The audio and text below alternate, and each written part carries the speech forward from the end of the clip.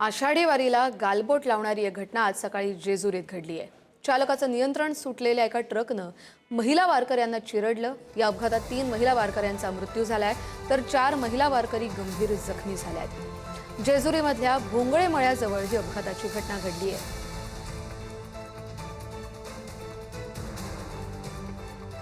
वारीच्या वाटेवर एक दुर्दैवी घटना घडली आहे। पुणे पंढरपूर महामार्गावरती मी सध्या उभा आहे। सासवडवरून आज पालखी जेजुरीमध्ये दाखल होणार आहे। मात्र पालखीच्या अगोदर जे वारकरी वाहनाने या ठिकाणी येत असतात, वारीसोबत असणारी जी वाहनं असतात त्यातील एका ट्रक चालकाचं ट्रकवरील नियंत्रण सुटल्यानं जेजुरी जवळील भोंगळे पाटा या ठिकाणी एक भीषण अपघात घडलाय। या अपघातामध्ये 3 वारकरी महिलांचा जागेवरती मृत्यू झालाय तर 4 वारकरी महिला गंभीर जखमी असल्याचं चित्र सध्या पाहायला मिळतंय। मी सध्या घटनास्थळावरती या ठिकाणचं आपण दृश्य पाहू शकतो। आपण जर खाली पाहिलं तर रक्ताचा सडा या ठिकाणी पडलेला पाहायला मिळतोय। पोलीस बंदोबस्त या ठिकाणी पाहायला मिळतोय।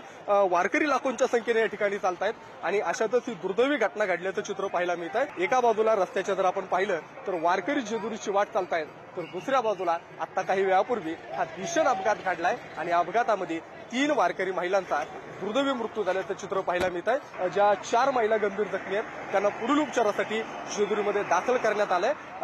पण या सगळ्यामध्ये वारीच्या वाटेवरती 3 महिलांचा दुर्दैवी मृत्यू झाल्यानं वारकऱ्यांमध्ये मात्र किंवा या सगळ्यामध्ये सध्या कुठेतरी नाराजीचं चित्र आल्याचं पाहायला मिळत आहे। आपण या ठिकाणी पाहू शकतो आम्ही घटनास्थळावरती आहे आणि आता या ठिकाणी दुसऱ्या बाजूनी वाहतूक चालू आहे।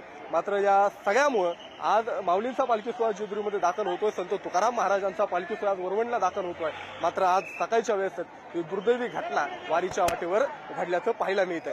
या ठिकाणचं दृश्य आपण पाहू शकतोय। याच ठिकाणी आज हा दुर्दैवी अपघात झाला।